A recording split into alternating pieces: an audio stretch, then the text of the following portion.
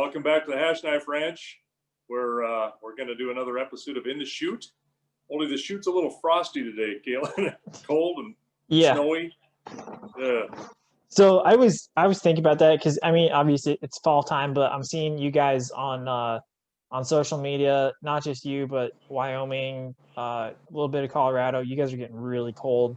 And I was telling Mom about a week ago when snow started falling, she's like, "Yeah, it looks like it'll probably thaw and then it'll be better."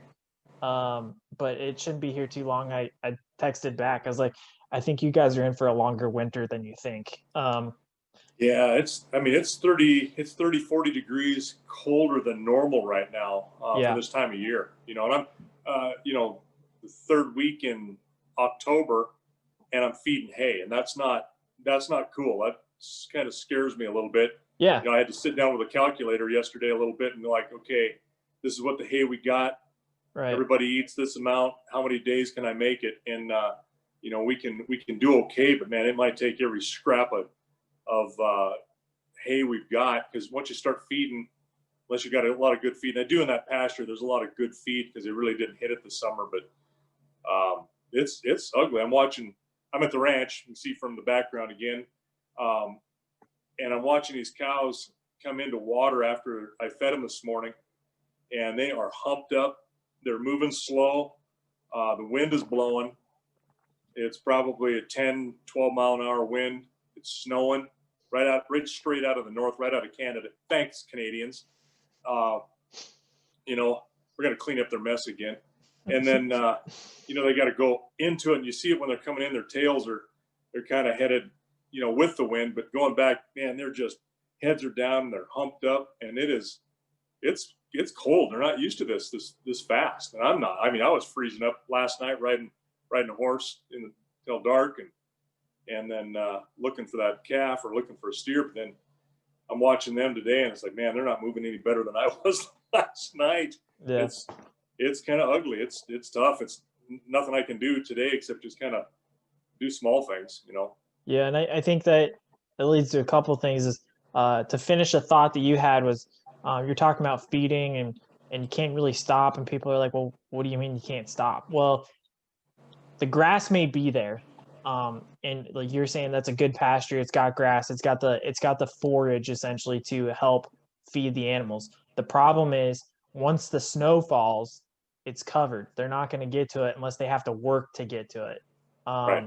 And frankly, even then they're still going to be burning calories to get to it in the first place. So they may be just hitting zero, just consuming it at that point. Well, and cows are not good at digging for grass. Horses will paw, and they'll paw the snow out of the way and eat, where a cow will kind of run their face down into it, but they don't expose the grass like a horse does. Yeah. So you got to help them out. And that's I think, finishing your thought, is you got to keep feeding unless there's a drastic increase in temperature to melt it away, because otherwise it's covered for the rest of the season. It's gone. Well, yeah, and we're hoping that this is going to be short-lived. For, like your mom said, she watches the weather report. We all do. You live and die by the weather, but she was looking at it and thought that by the Tuesday afternoon it's going to start breaking. It's Saturday now, and then it'll warm up a lot and up into the 40s again, and then be that way for about a week, 10 days, which we're going to be preg testing on the 9th. So if you want to come home to help preg test on November 9th, have a look at your calendar. Yeah. Oh, the Army got you again? Yeah, they got me. Yeah, at least they feed well, right? I mean, they pay me to feed myself. That's about it. Yeah. Yeah. Well, you're not stuck in a sand dune somewhere right now, so that always helps, right?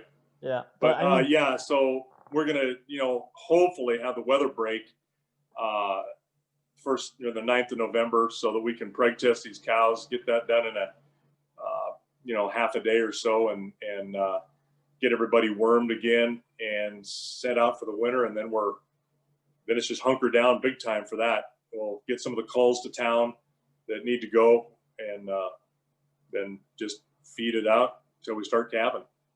Yeah, and we had started talking about how cold it was, and my mind started going down a historical route because of my bachelor's, and that's why I was like, oh, let's just stop and record, because Yeah. historically speaking, and this goes to why we have the cows that we have, because we did I think in the shoot number 2 was why do we do red Angus, and the red Angus was Hereford, and we kind of evolved to where we're at now, and also historically the mid to late 1800s, they made a lot of cattle runs from Texas up to Montana and Wyoming. The problem was, and there's a famous painting, I think if I remember correctly, it's called Chinook. I happened to see it when I was watching a Montana Historical Society video about brands, and that was helping me get some information for our brand and tracing stuff down and records and whatnot. But they talked about up in oh man, I want to say it's Chute, somewhere up in maybe the High Line. They talked about how during CM Russell's time, he was up there working for a man, and uh, imagine this: those who are above you, your management, have no clue what's actually happening. A shocker to probably all people who actually have a boss out there. But Hey, wait a minute. Just how high you working up there? Just but saying. yeah, just saying. Anyway, I think it was like the owner of the ranch or something. He was an aristocrat in like Helena or Missoula or something like that. And I could be completely wrong, but this was kind of the basis of it. Was somebody was asking the ranch hands, the ranch foreman, what's going on up there? We hear you guys are losing cows and stuff like that. And I'm kind of meshing all the history of a couple decades into one event here. But those Texas Longhorns, they're not meant for northern winters. If you're a Texas Longhorn person and that's what you're raising, I'm sorry if that upsets you, but it's the truth. If you grew up, lived in Texas, and you suddenly come and live in northern Canada, do you really think that you're going to enjoy winter?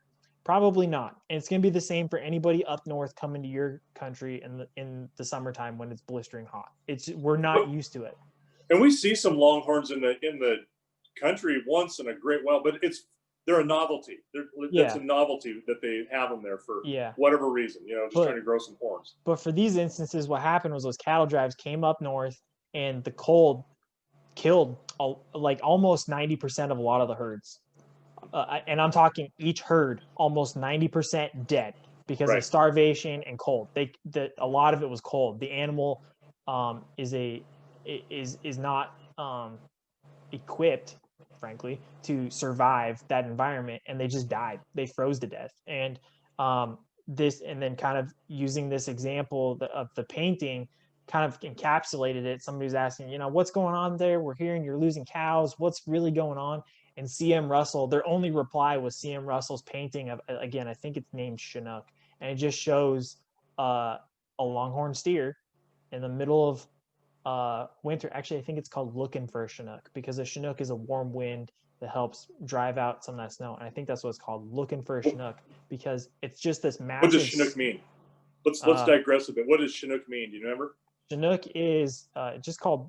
No, hold on. I was gonna say warm wind. It's snow eater, isn't it? Snow eater. I mean, it's several different tribes. I think what we're typically probably Blackfeet is the Blackfeet called it. Chinook was called snow eater. Yeah. Yeah. Anyway, but those warm spring winds. Yeah, and that's what it is. It literally eats the snow. It's a warm wind, and it just melts right away. And the first time I ever saw a Chinook, I think I was like 10, 12 years old, and I was like, whoa, it's suddenly gone. You're like, that's a Chinook. That's what happens. A true Chinook, yeah.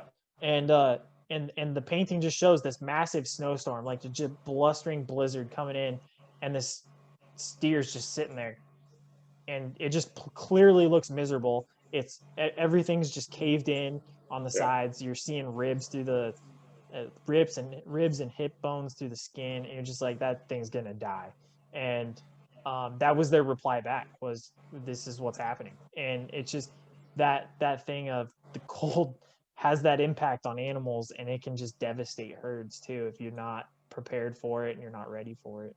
Yeah, and what Charlie Russell did, I think he did several paintings like that. The one I recall is it shows a bunch of dead cows around one that's about to die, and it said the last of 10,000 is another painting. Yeah. Same event. It was in the 1880s, and it was a horrendous winter. But see, they didn't. It was because of that event that we really started putting up hay for the wintertime to prepare. They never did that before. And because you could usually keep snow off, and I mean, it just really didn't do much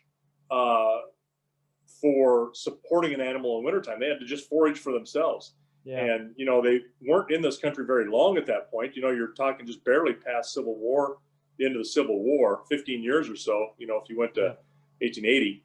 But when that event happened, the whole agricultural industry at that time, if you were raising cattle, went, you know, we got to do something different. Losing 90% of your herd, everybody did. It's devastating. Put some people out of business. So that's when they started putting up hay to feed during the wintertime. Yeah, that makes sense. It's one of those things that it's a necessary evil. It's a pain. For us, it's expensive, but it keeps animals alive, and like we've used during the wintertime, it helps keep them warm because you'll see them bed down at night too to kind of hunker in and use it as insulation against the cold temperatures too. Right. Well, and when you look at it, about 2/3 of our overhead annually is for hay purchasing. Yeah, that's a so lot. That's a lot. That's a lot. When you got that much overhead, and that doesn't count the mineral and salt. That's just hay. Doesn't count cake.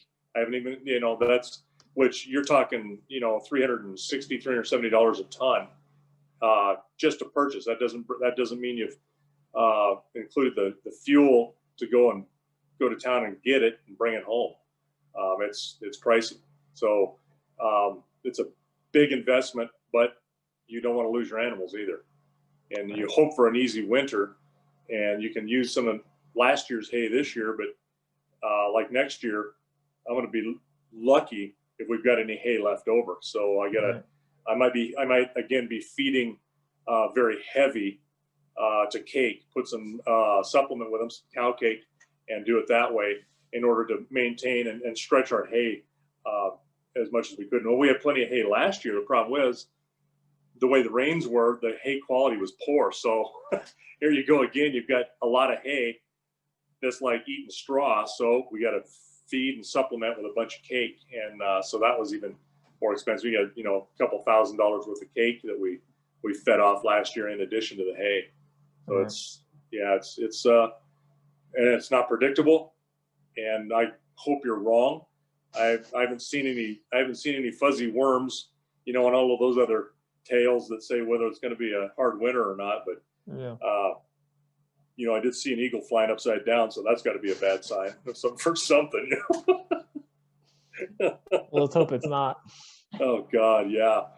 So anyhow, yeah, it's and then trudging out of that stuff every day, it gets old in a hurry. Oh yeah, definitely. All right, I think with that we'll put it out to pasture. All right.